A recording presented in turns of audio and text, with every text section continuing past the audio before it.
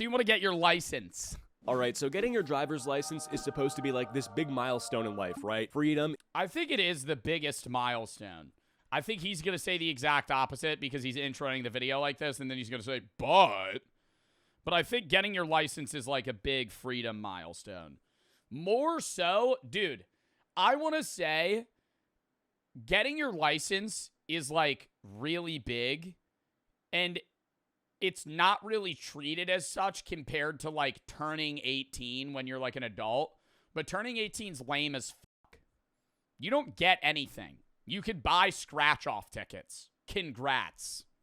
The biggest milestone is, depending on your state, because it's varying by age, getting your license and then turning 21. That's the big milestones. 18 to 20 blows dick. That's like the worst years. Not the worst years of your life. It's the worst years in that, like, your birthday doesn't matter. After 21, your birthday doesn't matter either. But it's like, you turn 18, it's like, congrats. Now you're a legal adult. And it's like, oh, really? What did I unlock? Absolutely nothing. Absolutely nothing. You still can't rent a car. Most Airbnbs, you still have to be 21 or 25, so you can't do that either. You could buy scratch-off tickets at a gas station. Taxes don't apply to you when you're 18. They apply to you whenever. They apply to you if you have an income. You could be 12 and you could get taxed. If you have a job, you're getting taxed. It's not taxes. You get a credit card. You could get a credit card before you're 18, depending. You might just need to co-sign it. It's just stupid. Right? Turning 21 and getting your license are like the big milestones in your life. Well, if you're in the U.S. If you're in the UK, it's different because different drinking ages, driving ages, whatever. Independence, all that stuff. But in reality, it's one of the most stressful and embarrassing processes you'll ever go through. Like the government... You used to be able to buy cigarettes when you were 18. That was the milestone. Used to be able to smoke cigarettes. Not anymore, though. Damn it. Basically hands you a car and... When? Not that long ago. Like, your parents probably could have bought cigarettes in high school when they were seniors. Says, good luck, try not to kill anyone. And the way people hype it up makes it worse. Everyone's like, once you get your license, you can go anywhere you want. Bro, no I can't. I still live with my parents. I got like $3 in my bank account, and gas is $5 a gallon. The only place I'm driving is straight back home. Not to mention, the whole process is designed to humble you. Like, you'll walk... No, I'm still gonna say, bro, not having to need a motherfucker to pick you up is so... much. It's not freedom, but it's better. Bro, I remember getting done at track practice and having to wait to get picked up. That shit's ass. Just standing around being like, God damn, where are they? They show up late, they forget. Have you ever had that? Have you ever been somewhere and it's like your mom forgets that they have to pick you up? And it's like, oh, don't worry, I'm on my way. And it's like, you were supposed to leave an hour ago. So now you're just standing around like fucking waiting for shit to happen. Like, you run on other people's schedules. Once you have a license, you have your own time, right? Like, you could go places when you want to go places. Yes, you need money, but it's like, if you have gas, you could go somewhere. Designed to humble you. Like, you'll walk into the DMV thinking you're ready for adulthood, and the second you step up to that counter, some 60-year-old lady with glasses down her nose just looks at you like, you're not built for this. And she's right. No, that's not what she's gonna do. She's gonna go, you don't have enough you need more points of identification. You only have your passport and a local water bill. You're gonna need to go home. And now you have to go you have to prove that you're you in every way in the fucking world. Oh my God, going to the DMV, bro, you might as well bring a binder full of everything that's ever happened to you. Drive all the way back, and hey, if you have an appointment, now you gotta reschedule because you didn't fucking show up with the right shit. Thinking you came with the right stuff. Wrong. You gotta show up with something else. Right, because 5 minutes later, you're out there stalling your car in front of a line of 30 people who all hate you now. So let's talk about what actually happens when you try to get your... I had a friend that failed the written test 15 times. I failed it once, and then I passed the behind the wheel. He passed the behind the wheel immediately. He failed the written like 15 times. He wouldn't study, and it was like an ongoing meme. Like everybody, he's like a year older than me, and we all got our licenses, and most of my friends are older than me. Like right now I'm 23. Most of my friends are like 25, right? Chris is like one of my IRL friends. He's 28. So he's a lot older than me. He's like 5 years older than me. But I think that changes. Once you're in your like mid 20s, it's just, you know, you all bend. It's fine. It's whatever. He's unk though. But anyways, when we were all like, you know, in New Jersey, you're 17 when you get your license. So we were all like, I was 16. He still didn't have his license. He was 17. I turned 17, got my license. And then it became a meme that like he was the only person without his license. It took him 2 more years. Because you have to take the written, and if you fail, you have to take it again. You have to wait like 2 weeks. So if you keep failing, you have to keep waiting. And so he kept consistently failing, and then like the time between taking the test would get longer, and then he wouldn't be able to some weeks. So he would take it like once a month, and he would just fail like every time until it was like he actually sat down and studied and finally passed. I will say I think the written test is stupid though. I failed it the first time by like 3 questions. It's not even like questions about how to drive, because all that shit's obvious. Stop at a stop sign. Don't park next to a fire hydrant. Stop when a school bus stops. But it's like asking you hyper-specific questions. How many feet from a school bus do you have to be stopped when it's stopped? Fucking idiot. I don't know. 2 car lengths? I'm going to guess. A cop isn't going to go, hold up. Pulls out a tape measure and fucking goes, you're 3 inches too close. That's a safety hazard. No, they're not going to do that. They're going to eyeball it, right? Or they'll ask about fines. Like, why do I need to know that? Why do I need to know that? Hey, prove that you can drive. How much are you going to get charged if you do this? Fucking, I don't know. Just don't do it. Just don't do it. Just don't do it. And hey, I'll find out. If I ever get pulled over for speeding, how much is the ticket if you're 10 over? Fucking, I don't know. The cop's going to hand me the ticket and I'm going to read it and go, oh shit, it's fucking $200. That's when I'll know. And then I'll say, the behind the wheel is too easy. The behind the wheel is a piece of shit. What? It depends on the state. The behind the wheel is literally stop, turn your signal on, go on a roundabout, turn around, parallel park. That's the hardest shit. Hey, buddy, why don't we make the test merging onto a 6-lane highway and going over a bridge when the median is fucking 6 inches away from the fucking edge line of the road and there's no fucking shoulder? That's how you know how to fucking drive.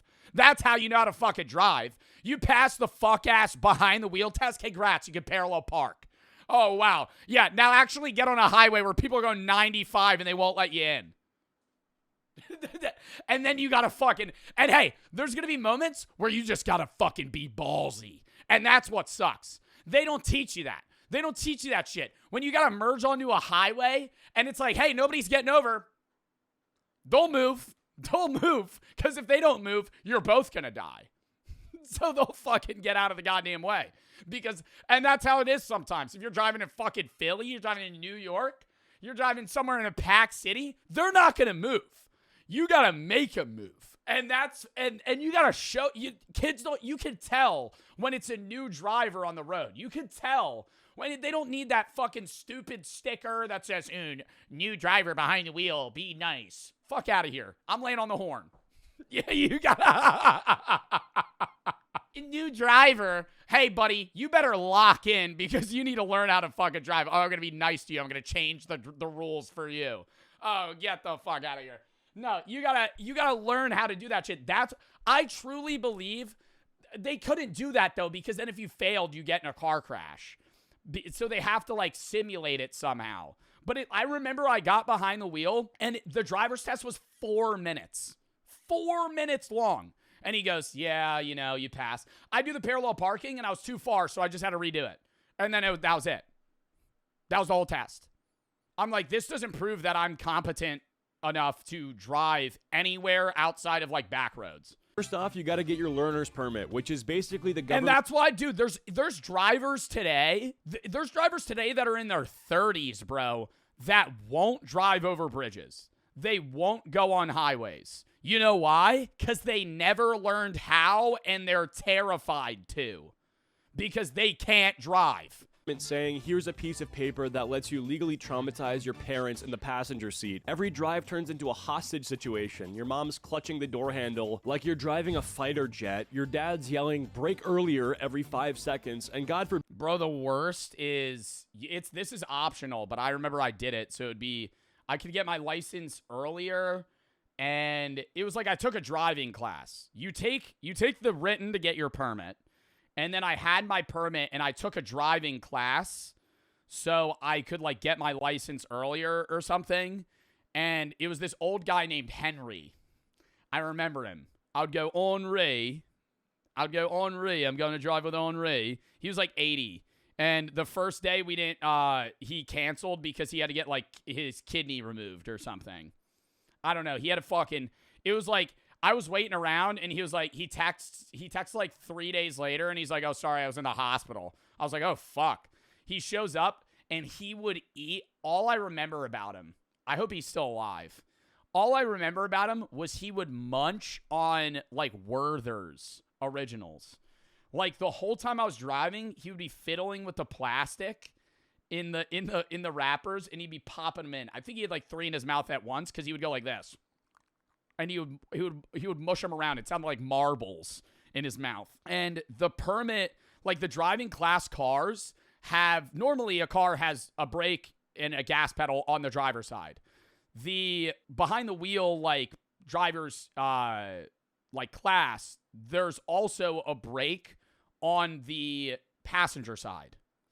And he would lay on that shit, and I would get so mad. He would be like, I would be braking a good 100 meters before a stoplight, going 40 miles an hour. He would go, whoa, whoa, whoa, and he would fucking make a noise. Whoa, whoa. I'd be like, dude, I'm stopping. Like, I see, he goes, you don't want, he said, I remember he would go like this. You can't have this when you stop. Because when a car stops when it's going a little fast, it rocks. He goes, you need a smooth stop. You need a smooth stop. You want to stop and go, I don't want to, if I feel this, that's how I know you stopped bad. I'd go, fuck that. Fuck that. I'm slamming on the brakes right before I fucking hit the stoplight, and then I'm going forward. You miss a stop sign, suddenly you're the worst driver alive. And the crazy part is your parents forget they drive like maniacs too. Like, they'll be yelling at you for not using your blinker, but last week you watched them cut across 3 lanes like they were in the new Fast and... Yeah, Jersey slide over a 6-lane highway, no blinker. Oh shit, I gotta get over. Furious movie. Plus, having a permit makes you a second-class citizen. You can't even drive alone. You need some random adult next to you at all times. Like, bro, if I'm old enough to control a 2-ton... Bro, and you fully bank. I remember, bro, when it was my turn to take the driver's test, all my friends that had taken it before me, like, in my class, were like, dude, you don't want, like, Rachel. They were like, you don't want Rachel. Rachel failed Billy and John. She's so mean. I got like Bob or whatever his name was. He was nice. Because it's literally like up to them on if they pass you or not. Outside, there's definitive fail markers. Like if you hit a traffic cone, that counts as hitting a car. So like you fail. But outside of that, it's like up to their discretion. Death machine on the freeway. Why do I still need my mom sitting there with a Diet Coke acting like she's my parole officer? Then there's driving school, where some random 40-year-old dude who looks like he's given up on life teaches you how to parallel park. The car always smells weird, like a mix of... Oh my god, yes! Yes! I was gonna say, bro, it didn't even smell like the Werther's. It smelled like piss. It smelled like piss. Like, but not new piss. Like, imagine you peed all over the fucking seats and then let it dry and, like, sit out in the sun for a week. And then I would get in the car. It just smelled like piss. Old coffee and regret. And they make you do the dumbest stuff, like a 3-point turn. Like, bro, I'm not driving a 4... I will say, all right, this is gonna sound like dickhead shit. When I got my license and I saw a car, like a gray car with the big block thing on the front that says student driver. I would pass him. I'd be like, I'd be laying on the horn more than normal.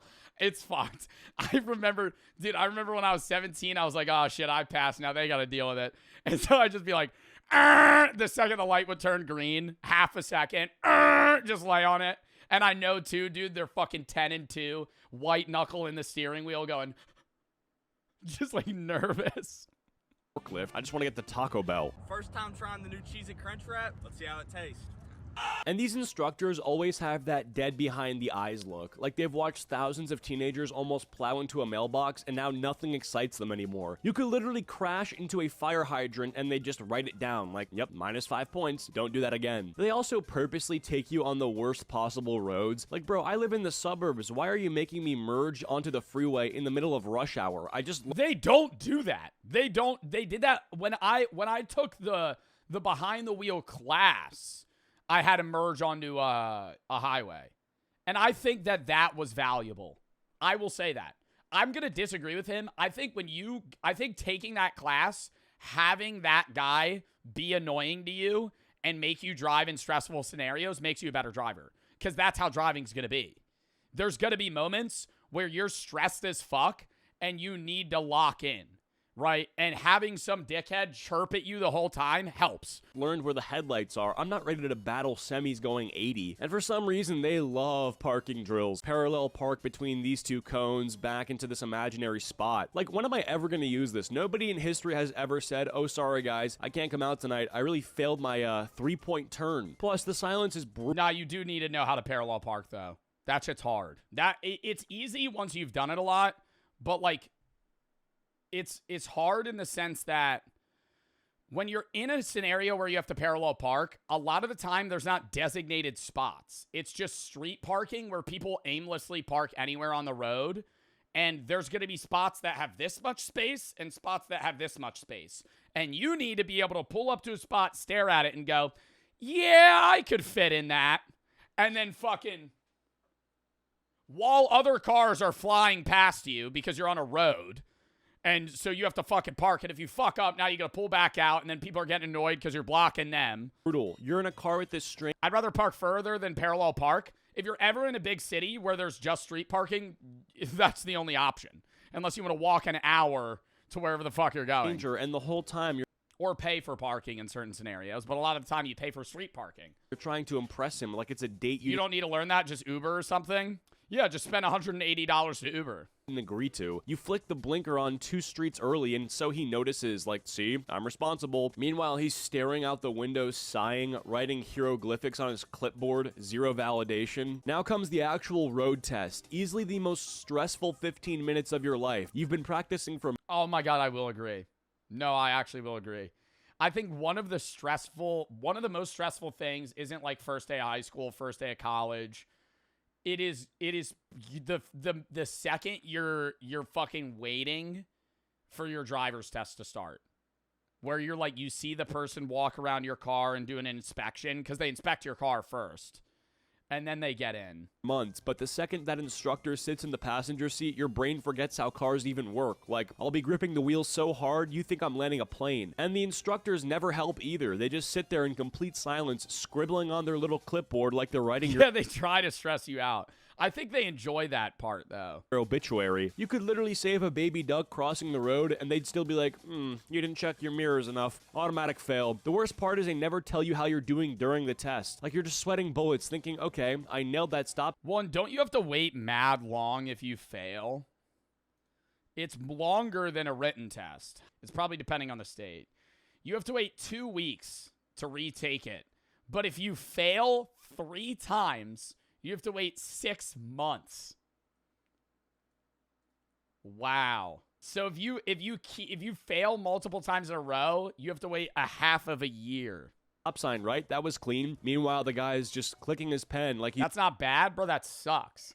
is deciding if you deserve human rights. And parallel parking, that's the final boss. You could drive perfectly the entire test, but if you so much as touch the curb, they act like you just committed a felony. Like, bro, half the adults out here park like absolute garbage. Why is this a standard? And if you fail, oh, that's the walk of shame. Nothing hurts more than walking out of the DMV while some 16-year-old behind you is celebrating like they just won the Super Bowl. You gotta call your parents like, yeah, so we're gonna be Ubering for a few more weeks. And the retest, way worse, because now the instructor already knows you're trash. They sit down like, oh, it's you again. And suddenly every tiny mistake is magnified. Forgot your blinker? Fail. Rolled half an inch over the line? Fail. Blinked too aggressively? Fail.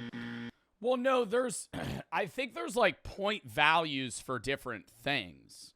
Like if you like roll a stoplight, there's certain things that are immediate fails.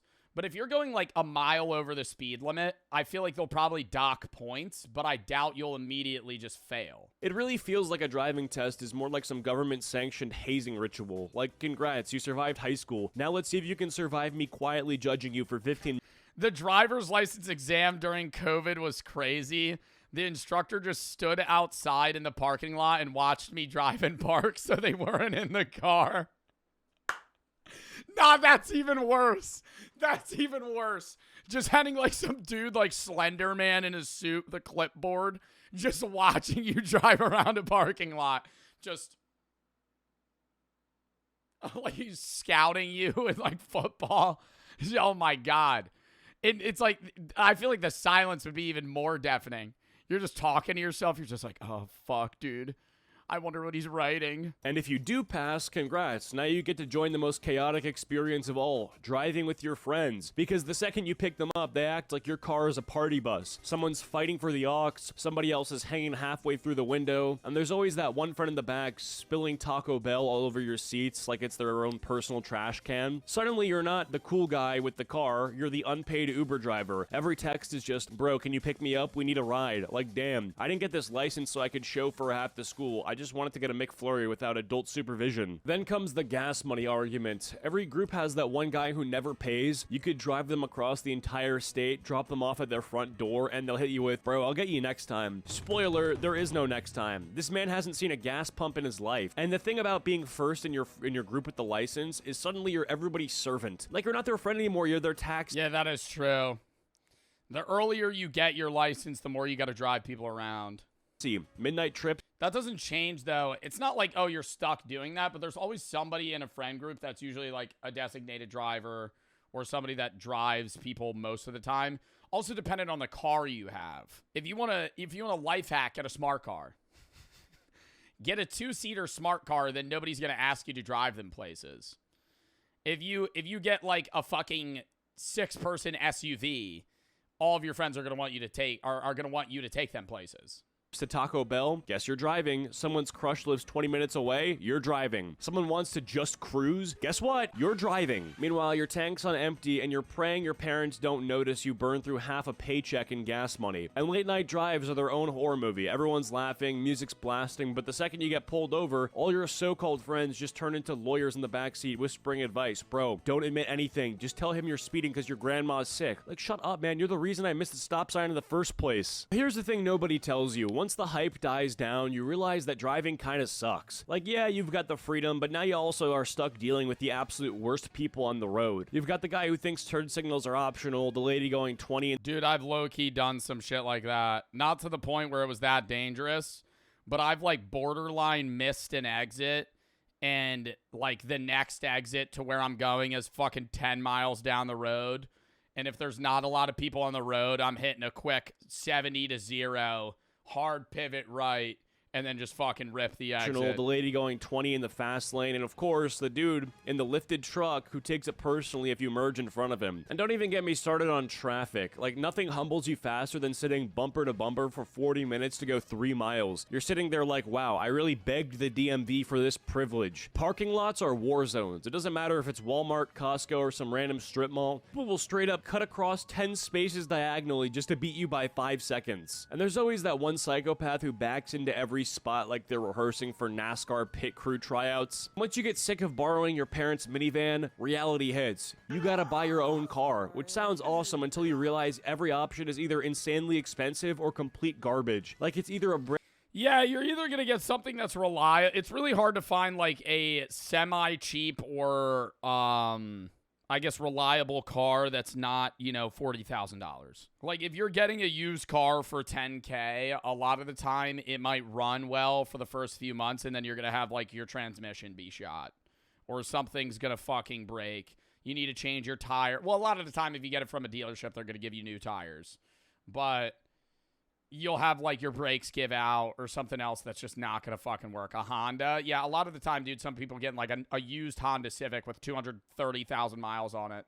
That fucking engine's going to fall out of the fucking car. But I mean, like, what else do you get? Brand new car that costs more than your entire net worth, or a 2003 Honda Civic with 280,000 miles and a quirky rattling noise that definitely means the engine's about to explode. And the seller is always The AC doesn't work. Dude, I feel like every time a car reaches like 200,000 miles, the AC gives out and it makes like a weird sputtering noise. Like was there a dead rat in the fucking car?